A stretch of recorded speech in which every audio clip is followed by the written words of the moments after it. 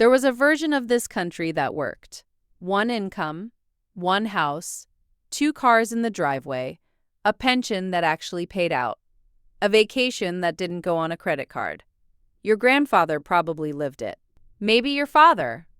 You have seen the photographs, the backyard barbecues, the station wagons, the casual, unhurried confidence of people who were not doing the math in their head at the grocery store.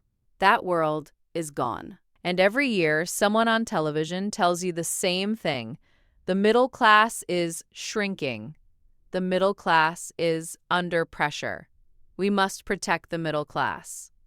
They say it like it's weather, like it just happened, like no one decided anything. Here is what they are not saying. The middle class isn't disappearing. It was redesigned, deliberately, methodically, over 50 years, by people who understood exactly what they were building, and built it anyway. The jobs got less stable, the housing got less affordable, the healthcare got more expensive. The pension became a 401k, which is just a pension where you absorb all the risk. None of that was an accident. Each of those was a policy, a decision, a transfer. You aren't failing the system. The system is succeeding at you. It's 11:17 on a Sunday night. The apartment is quiet. The dishes are done. The week is technically over. Maya opens her banking app. She does this the way some people check the weather. Habitually, hoping for something different, already knowing what she'll find. The number is $412. She closes the app. She doesn't close her eyes. She just sits with it. The way you sit with something that has stopped surprising you. Maya is 32. She has a master's degree. She earns $85,000 a year in healthcare administration. She has never missed a payment on anything, not once in her life. She is, by every external measure, doing fine. Her student loans are $67,000. Her car payment is $480 a month. Her rent is $1,850. Her health insurance, the plan her employer calls generous, costs $340 a month out of her check, after taxes, after the fixed costs. After the minimum payments that keep her credit score intact, Maya has $310 left. Every month, one transmission, one root canal, one flight home for a family emergency. And that $412 becomes a number she doesn't open the app to check, because she already knows. We have a name for what Maya is living. We call it living paycheck to paycheck. We say it like it's a habit, a discipline problem, a failure of willpower in a world of unlimited options. Maya isn't bad with money. She is something worse. She is exactly what the system ordered. Maya earns enough to qualify for debt. She owes enough to need her salary. She has just enough stability to keep paying, and just enough pressure to never stop. She will not default. That is the whole point. Default is expensive to manage. Maya is not a default risk. Maya is a revenue stream, a precision instrument converting 30 years of labor into interest payments. Automatically, quietly, without anyone having to ask. Maya isn't a borrower who fell behind. She is a machine running exactly on schedule. Let me show you how it was built. Not with conspiracy, not with a secret meeting in a dark room, with something more ordinary and more dangerous. Incentives. In 1970, the average American home cost about $17,000. The median household income was around $8,700. 2 years of income to buy a house. Today, the median home price is $420,000. The median household income is around $74,000. Nearly 6 years of income. That gap did not open naturally. Housing became a financial asset, not just a place to live. When something becomes an investment vehicle, the people who already own it have a direct interest in keeping prices high. Homeowners vote. Homeowners donate. Homeowners resist new construction in their neighborhoods. They call it protecting the character of the community. The algorithm knows what it's called. It's called keeping supply low, so prices stay up, so your asset appreciates. While Maya rents, we think the housing crisis is about not building enough homes. It isn't. It is about who benefits from not building enough homes and how much political power they have. Now add student debt. In 1980, a year of public university cost roughly $1,000. Adjusted for inflation, that's about $3,500 today. The actual cost today, closer to $11,000. For a public school, the federal government made student loans non-dischargeable in bankruptcy in 1976. That single policy change made an entire generation of borrowers uncollectible. The debt cannot be escaped. So the price of education could rise without limit, because the demand was guaranteed by law. Now add healthcare.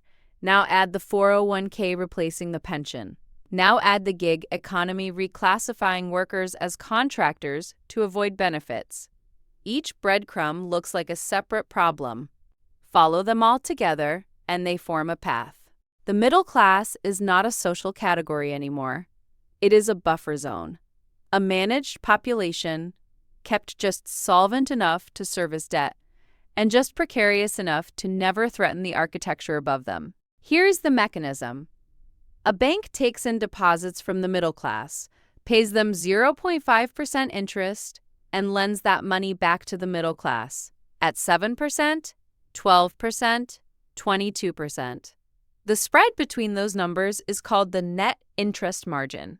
It is the engine of modern finance, and Maya, depositor and borrower simultaneously, is both the fuel and the combustion. But it goes deeper than that. Banks don't actually prefer wealthy customers. We think banks want rich clients. They don't. Rich clients pay off their balances. Rich clients negotiate rates. Rich clients have lawyers and financial advisors who know all the exits. Rich clients are expensive. The ideal bank customer is not wealthy. The ideal bank customer is Maya, stable enough to qualify for every product they offer, educated enough to feel shame about financial failure, stretched thin enough to carry a balance indefinitely, and just proud enough to keep paying long after the math stopped making sense. There is an industry term for the customer who pays in full every month. Banks call them a deadbeat, not because they default, because they never generate interest. They close the gap. They are, to a lender, expensive to serve and useless to hold. Maya is not a deadbeat. Maya is the product. She will take the credit limit increase because it feels like recognition. She will roll the balance because the fixed costs leave no room for the full payment. She will not read the fine print on the balance transfer offer because she has 3 open browser tabs and a meeting in 12 minutes. She is not irresponsible. She is busy, doing exactly what the system was engineered to make her do. Think of it as a vacuum, not a dramatic one, a quiet one, running in the walls of every paycheck Maya ever earns. Her deposit earns 0.5%. Her credit card charges 22%.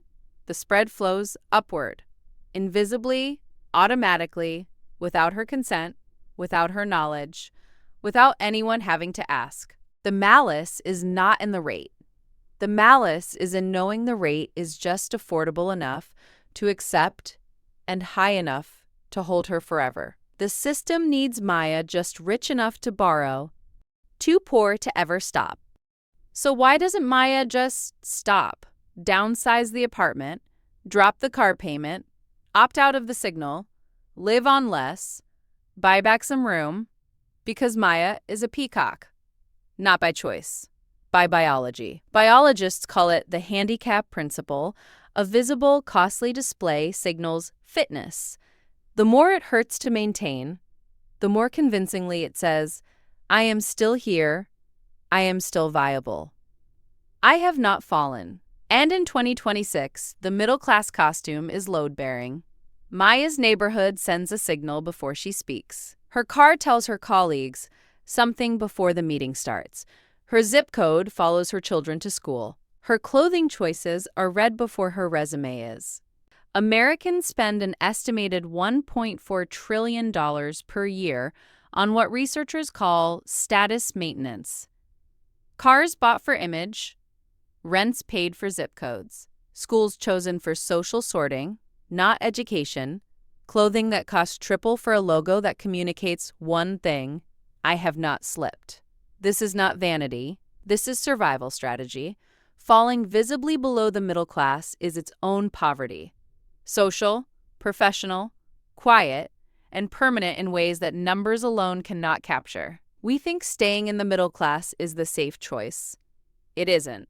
Staying in the middle class is the most expensive mistake you can make, not because the middle class is the wrong place to live, but because performing the middle class on a middle class income in this economy will cost you more than you earn. The costume costs more than the life it represents. The peacock is beautiful, and the ship is still sinking. I'm not going to give you a plan.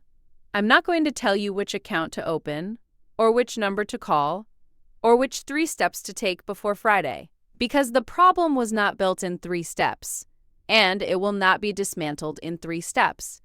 Here's the only thing I know for certain. Maya did not design this game. It was designed before she was born, by people who understood with great precision what they were building, and built it anyway. And here is what that means. The game being rigged is not Maya's failure. It is information, the most important information she will ever receive. Because you cannot navigate a game you believe is fair. You keep trying to win by the posted rules. You keep blaming yourself when the posted rules don't work. You keep paying the entry fee to a table that was never set for you. That photograph on your grandfather's wall, the barbecue, the station wagon, the unhurried confidence of a man who did not check the banking app before bed. That was real, but it was built for a specific person, at a specific moment, under specific conditions that were quietly, methodically dismantled so that someone else could own what he took for granted. Knowing that is not the same as giving up. It is the beginning of playing a different game entirely. The only way to win is to stop playing their version of the game.